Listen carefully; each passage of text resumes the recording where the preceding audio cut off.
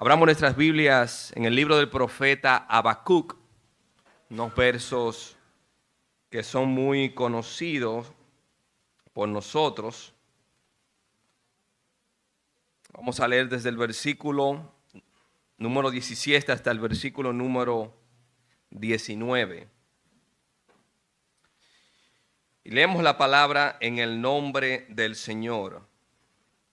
Aunque la higuera no florezca, ni en las vides haya fruto, aunque falte el producto del olivo, y las ovejas y los labrados no den mantenimiento, y las ovejas sean quitadas de la majada, y no haya vacas en los corrales, con todo, yo me alegraré en Jehová, y me gozaré en el Dios de mi salvación.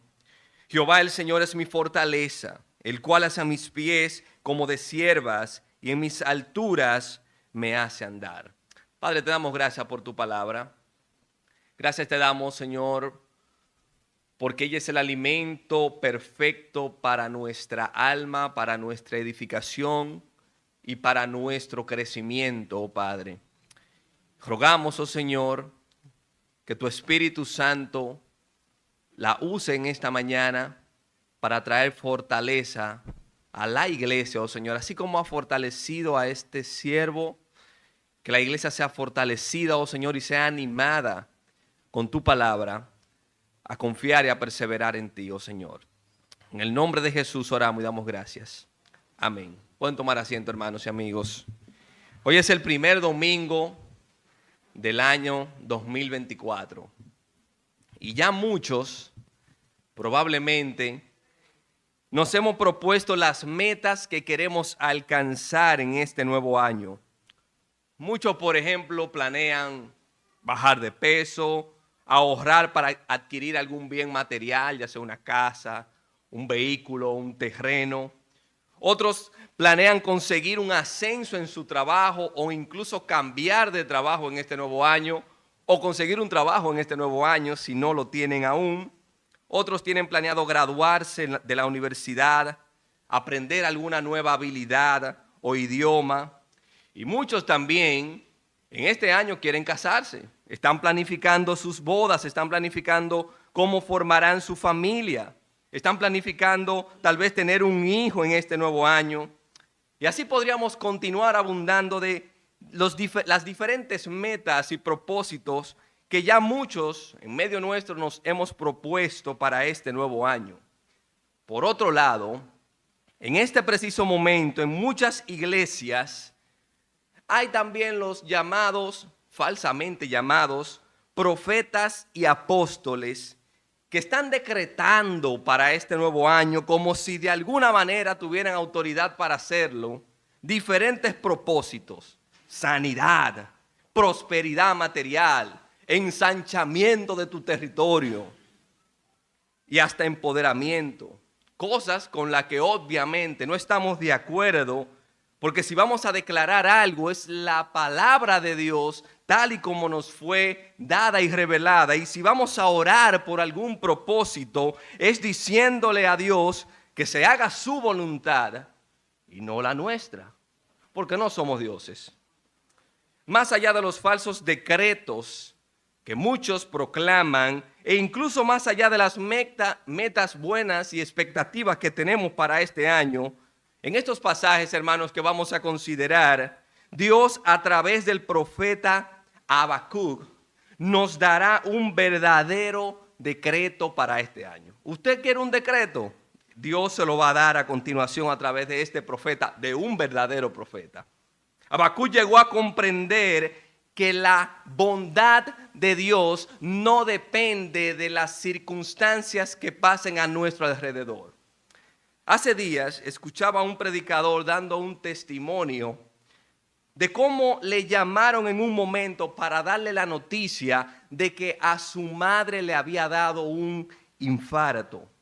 Y en lo inmediato este hermano oró al Señor diciéndole: no permitas que mi madre fallezca en este momento porque yo no estoy preparado. Y pasaron varios días de angustia y el Señor la salvó. Y cuando los médicos le dijeron que su madre ya se encontraba fuera de peligro, este hermano dijo en voz alta: Dios sí es bueno con nuestra familia. Minutos después, dice este hermano, llegó a su mente la siguiente pregunta: si tu madre hubiera fallecido, ¿hubieras llegado a esa misma conclusión? Esta es una pregunta, hermanos, que cuando la escuché no he dejado de meditar en ella. ¿Cuándo decimos realmente que Dios es bueno? Solemos asociar la bondad de Dios con las circunstancias que nos pasan. Si Dios obra a nuestro favor en sanidad, en librarnos de una prueba, en sacarnos del lodo cenagoso, Dios es bueno. Y muchos confiamos más en Dios cuando alcanzamos esas metas y propósitos que nos proponemos. Y ojo, hermanos y amigos, yo estoy completamente de acuerdo en que debemos tener metas claras y orar y trabajar para alcanzarlas, pero nuestra confianza en Dios no debe depender de si alcanzamos una meta o no, o si tenemos lo que a nuestro entender es un buen año. Habacuc llegó a comprender que los planes de Dios sobrepasan sus metas y sus planes personales.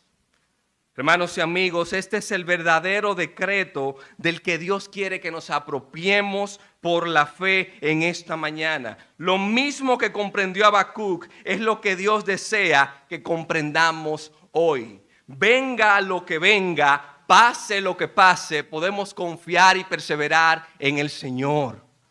No importa lo que venga, estamos iniciando un nuevo año. Nuestras expectativas son buenas. Y esperamos en Dios que nuestras expectativas se cumplan. Pero si no es así, confiemos y perseveremos en el Señor de todas maneras. Y a la luz de este verdadero decreto, yo quiero que consideremos dos encabezados. Y en primer lugar, hermanos, podemos confiar y perseverar ante la incertidumbre de lo porvenir. El tiempo en que Habacuc recibe esta profecía era un tiempo totalmente turbio. La sociedad no respetaba la palabra de Dios. El sistema de justicia estaba torcido. Las extorsiones y los abusos eran el pan de cada día. La inmoralidad sexual estaba en todas las esquinas y la idolatría estaba en su máximo apogeo. Cualquier parecido con la realidad que nosotros vivimos hoy no es mera coincidencia. Cuando el hombre cambia la gloria de Dios y su palabra, cuando cambia la verdad de Dios por la mentira y por sabiduría humana, la consecuencia por defecto es que cada uno haga lo que bien le parezca. Y esta era la sociedad en la cual estaba Habacuc. Muchos eruditos y comentaristas han llegado a la conclusión de que el tiempo más probable en que Habacuc recibió esta profecía fue durante el reinado de Joacim, el cual se estima que inició en el año 609 a.C., unos años antes de que Babilonia llegara a llevar cautivo a Judá. Y Habacuc, al igual que su contemporáneo Jeremías, comparte esta carga del Señor por una sociedad que se ha corrompido, y él tiene una profunda preocupación por un pueblo que se supone que Jehová debe ser su Dios. Y Habacuc le dice en el capítulo 1, verso 3, él le dice al Señor: ¿por qué me haces ver iniquidad y hace que yo vea molestia, Señor? Destrucción y violencia están delante de mí, y pleito y contienda se levantan, por lo cual la ley es debilitada y el juicio no sale según verdad, por cuanto el impío asedia al justo. Habacuc no podía comprender cómo un Dios que es tan bueno y tan santo y limpio de ojos para ver el mal, no hacía nada para frenar la decadencia de la sociedad de Judá. Hermanos, Habacuc eres tú. Habacuc soy yo cuando oramos y oramos para que Dios haga algo por la inseguridad que arropa nuestro país, por la violencia, por las injusticias que sacuden nuestra sociedad. Cuando este profeta recibe la primera respuesta de Dios a sus preguntas, él se sorprende aún más por la forma en cómo Dios iba a obrar. Dios iba a traer juicio a la nación. Pero el juicio vendría de una nación que es más pagana y mala que ellos, los caldeos, o como se conoce mejor, los babilonios. Esta nación Dios la usaría para juzgar a Israel. Y Habacuc se sorprende, le dice, pero ¿cómo es posible que tú utilices una nación peor que la nuestra para traer juicio a nosotros? Lo que Habacuc no estaba comprendiendo es que delante de Dios no hay pecadores grandes y pecadores chiquitos. Todos somos culpables. Sin embargo, Dios le hace una declaración que es la pieza central de todo el libro de Habacuc. Dice el versículo 4, capítulo 2, he aquí a que aquel cuya alma no es recta se enorgullece. Dios le dice, mira, los orgullosos, los que no dependen de mi palabra, los impíos, aquellos que confían en sí mismos, sus vidas están torcidas, Habacuc. Mas el justo por la fe vivirá. Ante la incertidumbre de lo porvenir, podemos confiar y perseverar por la fe. Cuando Habacuc comprendió esto, todas las quejas, todos los reclamos que él había llevado delante de Dios se convirtieron en una alabanza y una oración al Dios que es soberano y bueno sobre todas las cosas. Y así podemos conectar la parte final de este capítulo 3 que leímos hace un momento, donde Habacuc ve cómo el justo debe de vivir día a día confiando y esperando en el Señor, aunque las situaciones económicas y sociales sean adversas.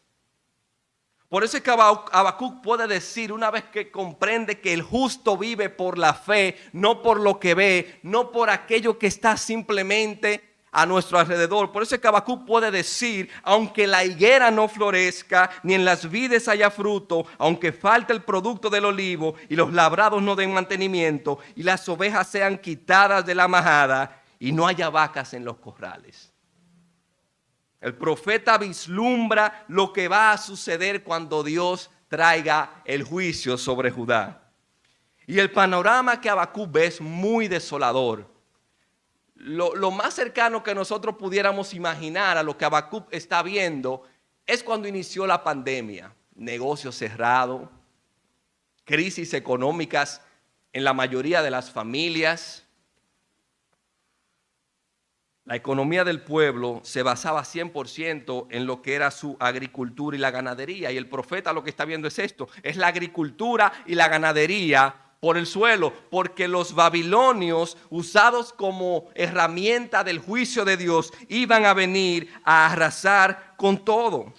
Y el profeta sabía que cuando esto sucediera, no solo acabarían con las vidas de muchas personas, se llevarían a muchos cautivos, sino que también todo el sistema económico, la justicia, todo se vendría abajo. Los corrales serían destruidos, las plantaciones serían arrasadas y no habría ni personas ni fuerza física para dar mantenimiento. Hermanos, ¿qué haríamos en una situación como esta?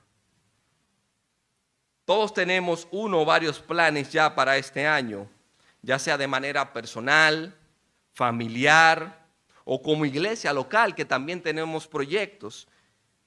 Pero ¿qué si Dios nos deja ver el futuro por un momento y en medio de vislumbrar ese futuro, Dios nos está diciendo no, las cosas no sucederán como tú las tienes planeadas?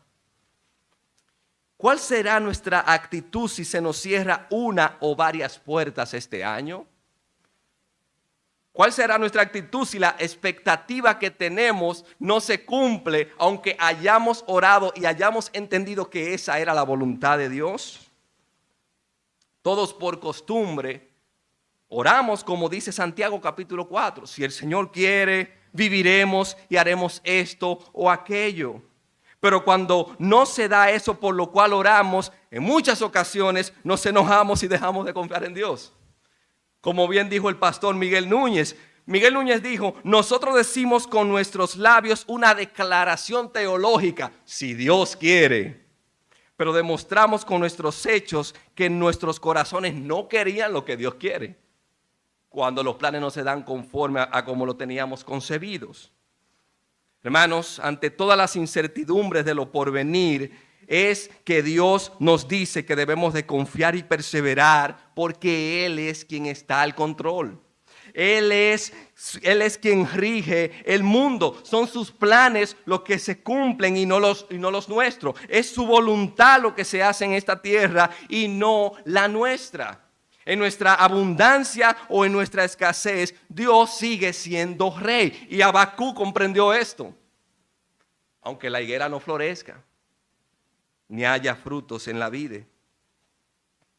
Nuestro Dios está trabajando continuamente para nuestro bien, para el bien de su pueblo, para el bien de sus hijos. Aunque planifiquemos y esperemos de este año lo mejor, y lo mejor no sea lo que Dios tenía planificado para nosotros. Solo Dios sabe si este año tendremos abundancia o escasez. Si pasaremos por tribulaciones, angustias, hambres o por otra pandemia. Y no obstante a cualquiera de estas posibilidades, la palabra de Dios nos dice que somos más que vencedores por la fe que tenemos en aquel que nos amó. Hermanos y hermanas, pase lo que pase, nosotros estamos del lado del equipo del ganador. Aunque nuestros planes no salgan tal y como lo tenemos concebido. El apóstol Pablo comprendió por la fe lo mismo que Habacuc. En un momento de su vida se encontraba preso injustamente, pasando vicisitudes y hambre, todo por ser fiel al Señor. Y ante circunstancias como esta, lo humanamente normal sería uno quejarse. Señor, pero ¿cómo es que yo siéndote fiel, entregado a tu obra, amando la iglesia, sirviéndote, oh Señor, tú permites que me vaya mal? Pero el apóstol, fortalecido e inspirado por el Espíritu Santo, dijo lo siguiente: he aprendido a contentarme cualquiera que sea mi situación. Sé vivir humildemente y sé tener en abundancia. En todo y por todo estoy enseñado, así para estar saciado como para tener hambre, así para tener abundancia como para padecer necesidad. Porque, Pablo, todo lo puedo en Cristo que me fortalece. Ese decreto que Pablo hace ahí no es para que nosotros lo usemos a nuestra gana. Los falsos apóstoles y los falsos profetas de hoy en día lo usan para cualquier cosa. Hermano, tú vas a ser próspero porque tú todo lo puedes en Cristo que te fortalece. Tú te vas a sanar porque tú todo lo puedes en Cristo que te fortalece. Y si eso no sucede así es porque a ti te faltó la fe o porque tú estás en pecado. Pero lo que este decreto de Pablo quiere decir verdaderamente es que sea cual sea la circunstancia en que Dios nos disponga para vivir, nosotros podemos estar contentos, nosotros podemos estar en paz, porque Cristo es nuestra fuerza. La fuerza nuestra no depende de lo que a nosotros nos pueda suceder en esta tierra, sino de lo que Cristo ya hizo por nosotros hace 2000 años, nuestra salvación. Es posible que tú, mi hermano o mi hermana, estés preocupado y cargado porque tu economía no está bien. Tú no sabes tal vez cómo vas a sobrellevar la carga económica del colegio, la comida, la universidad, los gastos del hogar.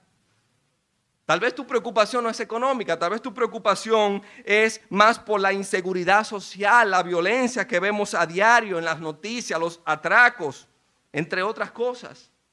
Quizás tu preocupación sea por tu familia, por la crianza de tus hijos, por cómo hay una ideología de género que te la quieren meter, nos la quieren introducir por boca y nariz para que nuestros hijos crezcan corrompidos.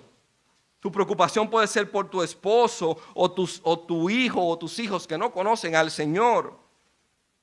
Tal vez la enfermedad ha tocado la puerta tuya o de algún miembro de la familia. Toda esta incertidumbre posiblemente no te deja dormir y tú continuamente estás ante el Señor, pero como estaba Habacuc, Señor, ¿pero hasta cuándo?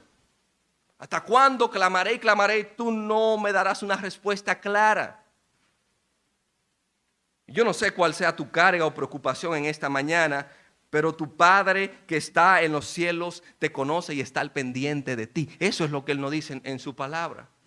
Y Él ha dicho en su palabra que Él no ha visto justo desamparado, ni su descendencia que mendigue pan. Por lo tanto, Él nos exhorta amorosamente a que en medio de nuestras preocupaciones, a que en medio de nuestras cargas, busquemos su reino y su justicia, que de lo demás Él se va a encargar.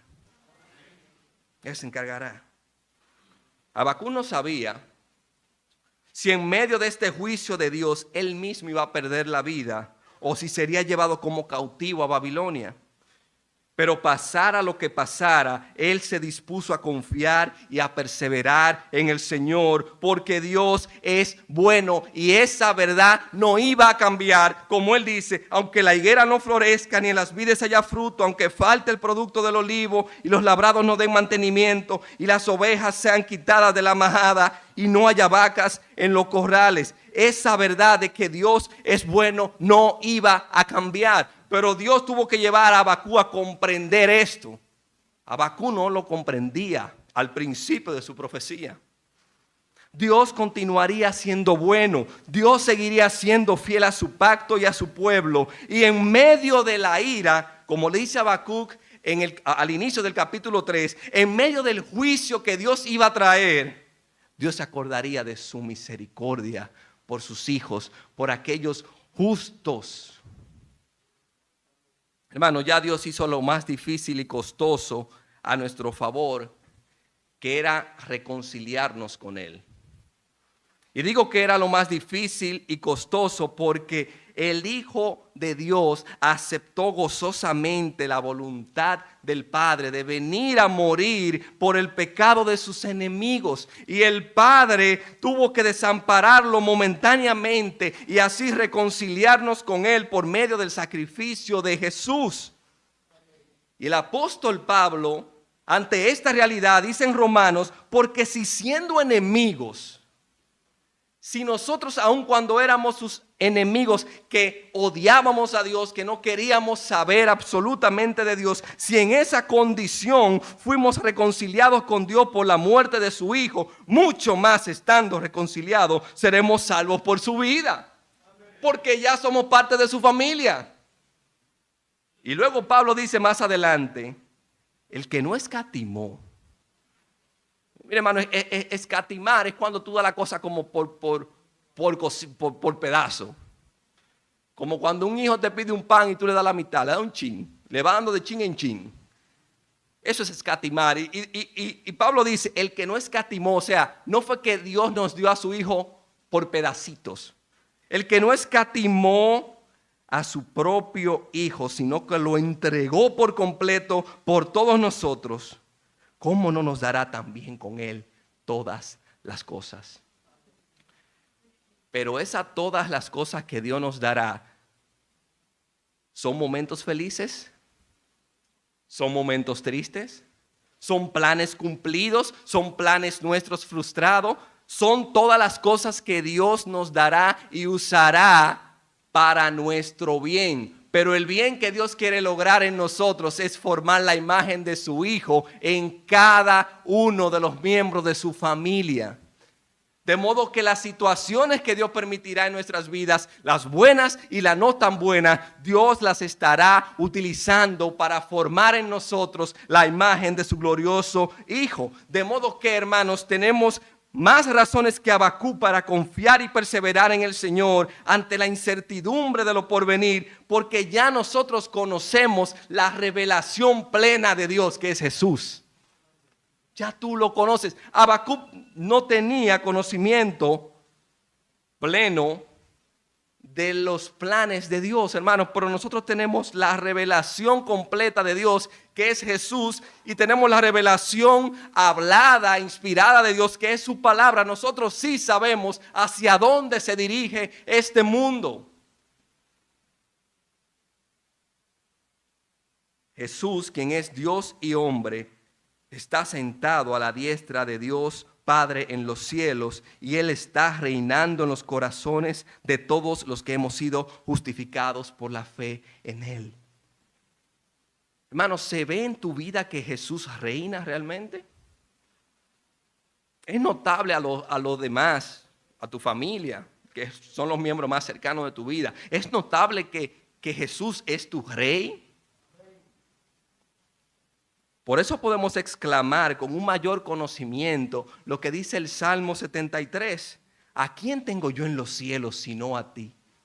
Y fuera de ti nada deseo en la tierra. ¿A quién tenemos a los cielos sino a aquel Salvador que se entregó, dio su vida por nosotros, resucitó al tercer día, ascendió a los cielos y está sentado a la diestra de Dios Padre, intercediendo por cada una de las peticiones de sus hermanos?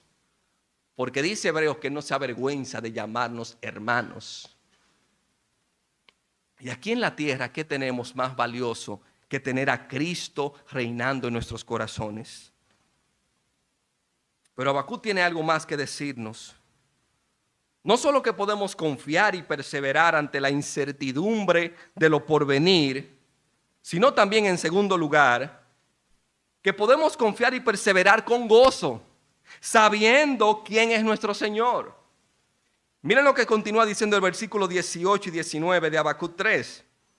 Con todo, es decir, aunque no haya frutos, aunque la economía se venga abajo, con todo yo me alegraré en Jehová y me gozaré en el Dios de mi salvación. Jehová es mi fortaleza, el cual hace mis pies como de ciervas y en mis alturas me hace andar.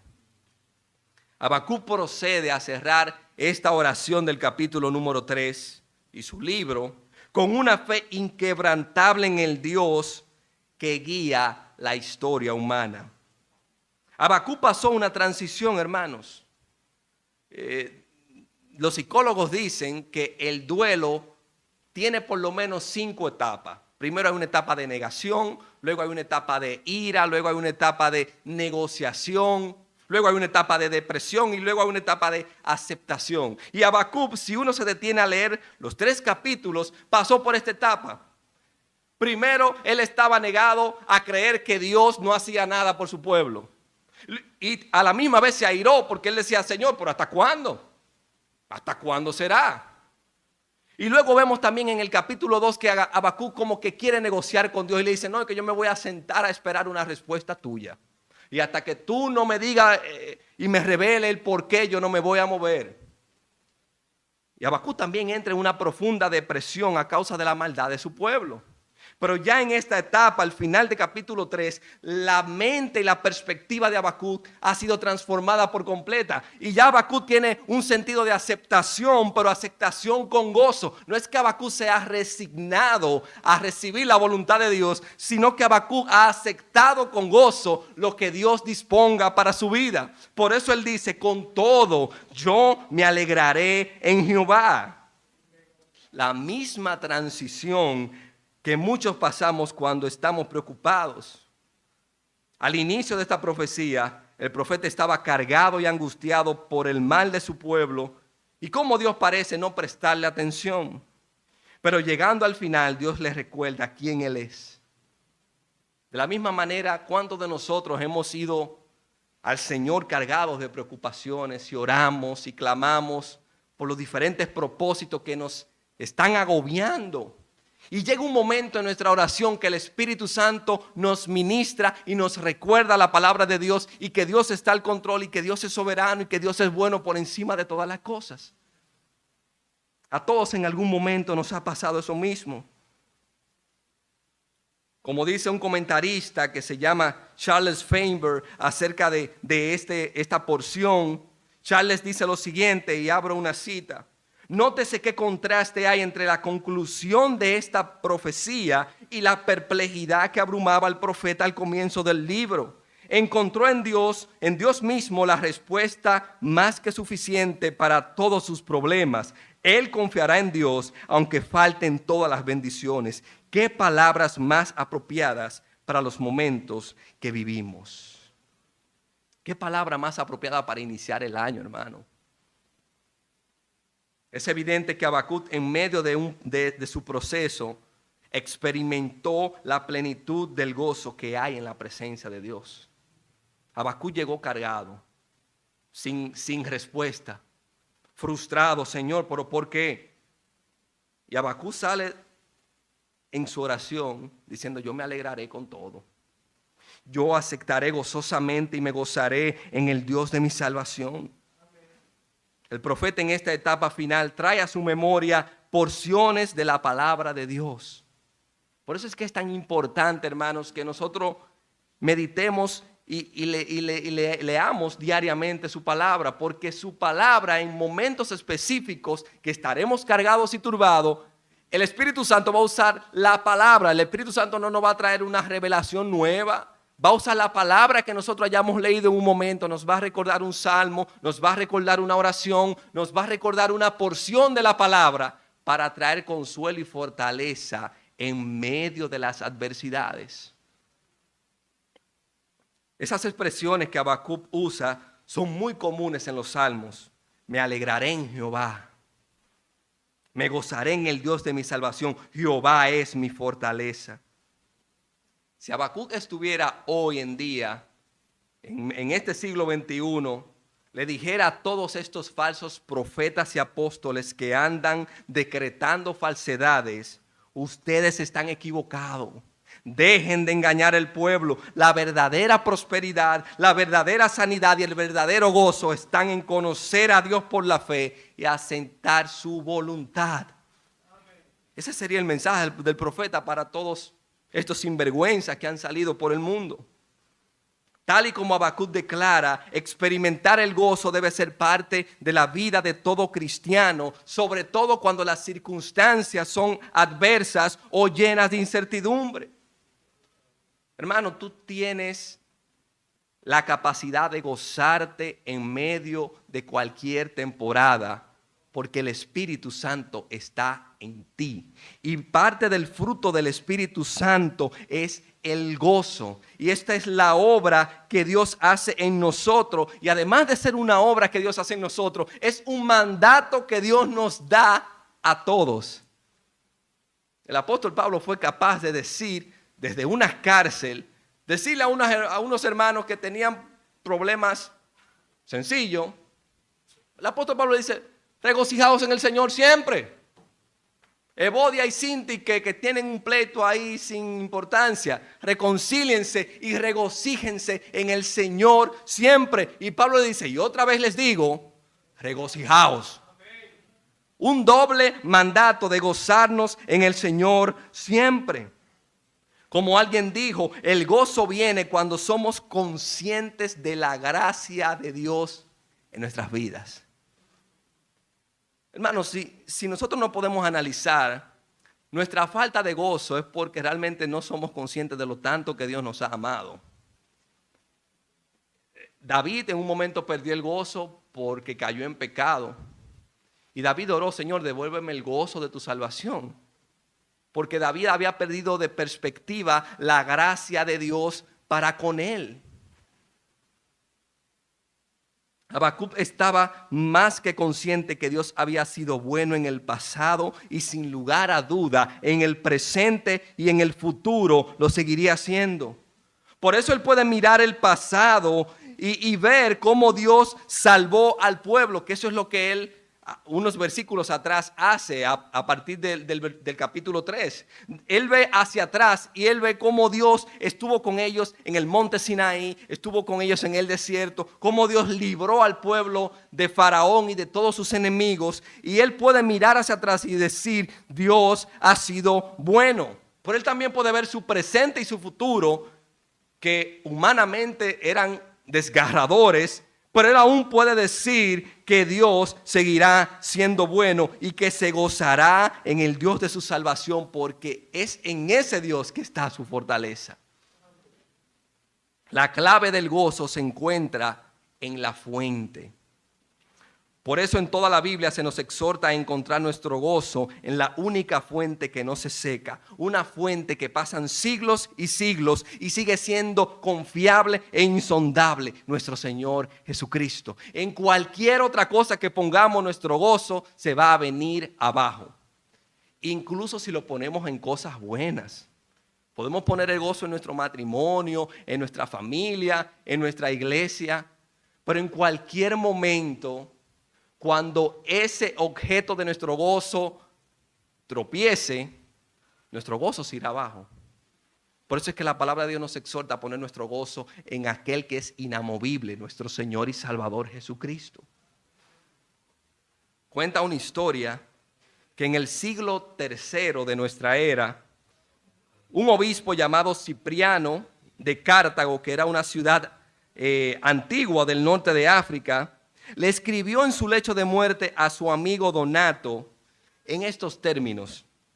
Cipriano le dijo a Donato: Donato, este es un mundo malo, increíblemente malo, pero he encontrado en medio de él a un pueblo tranquilo y bueno que ha descubierto un gran secreto. Han descubierto un gozo que es 1000 veces mejor que todos los placeres de este mundo. Son despreciados y perseguidos, pero eso no les preocupa. Tienen dominio propio y han vencido al mundo. Esta gente, Donato, son los cristianos y yo soy uno de ellos. Hermanos, en realidad, este mundo es malo y no cambiará hasta que Dios haga nueva todas las cosas. No va a cambiar, hermanos. Las cosas continuarán yendo de mal en peor. Y este mundo es malo, increíblemente malo. Pero ¿saben algo? Nuestro Dios es bueno, increíblemente bueno. De manera que podemos confiar y perseverar con gozo en Él, aún en medio de este mundo malo, increíblemente malo. Es maravilloso cómo Habacuc contrasta lo porvenir con la confianza que él ha puesto en el Señor. Dice al final del versículo 19, el cual hace a mis pies como de ciervas y en mis alturas me hace andar. Y esta imagen que usa Habacuc, obviamente para ellos es sumamente comprensible, pero para nosotros hay que explicarla. Las ciervas son animales que tienen piernas fuertes y un agarre firme, especialmente en esas montañas que son escarpadas, en esas montañas que son humanamente difíciles de escalar o caminar. Y Habacuc está viendo los tiempos difíciles que Dios les reveló que se aproximan. Habacuc los está viendo como esta montaña escarpada, pero como Dios es su fortaleza, Él sobrepasará la tempestad y el peligro confiando en el Señor. Esa es la imagen que Él está viendo. Él hace mis pies como de ciervas. Señor, aún en medio de terrenos difíciles, yo podré caminar, no porque yo soy fuerte, sino porque tú eres mi fortaleza. Esa es la imagen que Habacuc está viendo. A ti, mi hermano, que estás pasando por duras pruebas, que solo Dios y tú conocen, quiero recordarte que el Señor no se ha olvidado de ti. Y Él sigue siendo tu fortaleza.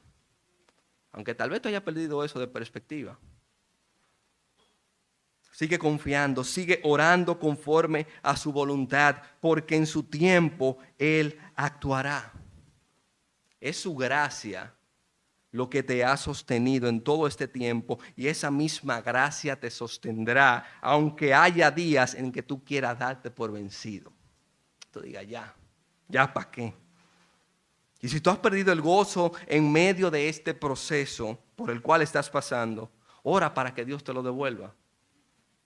Porque Él ha prometido devolver el gozo de nuestra salvación cuando lo hayamos perdido. Yo creo que cuando Habacuc escribía estas palabras finales, muy posiblemente venía a su mente el Salmo 46, un salmo que muchos de nosotros conocemos. Y creo que muy posiblemente llegaba a su mente ese salmo, porque en todo el capítulo 3 hay un lenguaje muy familiar con ese Salmo 46. Y ese salmo dice, por lo menos en sus primeros versículos, Dios es nuestro amparo y fortaleza, nuestro pronto auxilio en las tribulaciones. Por tanto, no temeremos, aunque la tierra sea removida y se traspasen los montes al corazón del mar, aunque bramen y se turben las aguas y también los montes a causa de su braveza.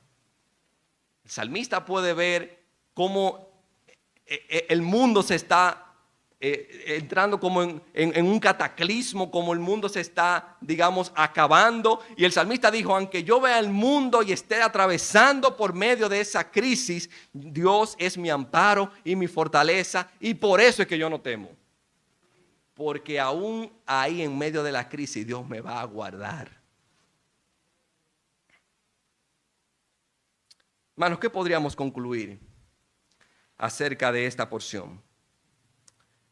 Primero, para los amigos que nos visitan y que nos miran, yo te quiero escribir como le dijo Cipriano a su amigo Donato: este mundo es malo, increíblemente malo. Por lo tanto, lo único digno de confiar y lo único que te puede dar salvación es refugiarte en ese Dios que es nuestro amparo y fortaleza. Ese Dios que entregó a su Hijo para reconciliarte con Él y que tú seas parte de su familia. Por eso te exhortamos a que tú coloques tu fe únicamente en ese Dios, para que así en medio de este mundo que es malo, increíblemente malo, tú puedas confiar y perseverar en medio de todas las situaciones que han de venir.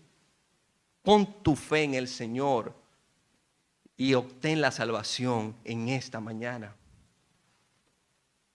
Hermanos, el verdadero decreto que Dios quiere y tiene para nuestro año, en este comienzo, primer domingo del año, es que confiemos en Él, perseveremos en Él, venga el año bueno, venga el año malo, venga medio, venga como venga, confiemos y perseveremos en el Señor. Él es bueno y está trabajando para nuestro bien. Y su bien para nuestras vidas es mucho mayor y mejor de lo que nosotros pudiéramos pensar o proponernos en el transcurso de este año. Y Él está trabajando, aunque tal vez no lo vemos, aunque tal vez entendemos que Él está en silencio, Él está trabajando. Él está obrando. Y yo quisiera que hagamos un ejercicio para terminar. Le voy a pedir que se pongan sobre sus pies, por favor. Tomando como modelo el contraste que hace Habacuc, yo diré una frase y ustedes la completarán diciendo: me alegraré en Jehová, Él es mi fortaleza. Yo diré algo y ustedes la completarán diciendo: me alegraré en Jehová, Él es mi fortaleza. Aunque mi economía no mejore, aunque pierda mi trabajo en este año, aunque no pueda cumplir todas las metas que me proponga, aunque venga otra pandemia, aún en medio de la enfermedad y el dolor, con todo lo que Dios disponga para mi vida en este año, Padre, te damos gracias por tu palabra. Señor, que lo que hemos meditado y leído esta mañana se haga una realidad en nuestras vidas. Que no seamos oidores olvidadizos y que a mediados de año estemos quejándonos, oh Señor, porque las cosas no han salido como las teníamos planeadas. Señor, que este verdadero decreto que tú nos traes a través de tu palabra, podamos, oh Señor, vivirlo día tras día, confiando, perseverando, oh Señor, paso a paso con la fe puesta en nuestro Señor y Salvador Jesucristo. Él es nuestra fortaleza. En Él oramos y te damos gracias, oh Señor. Amén. Señor te bendiga, iglesia.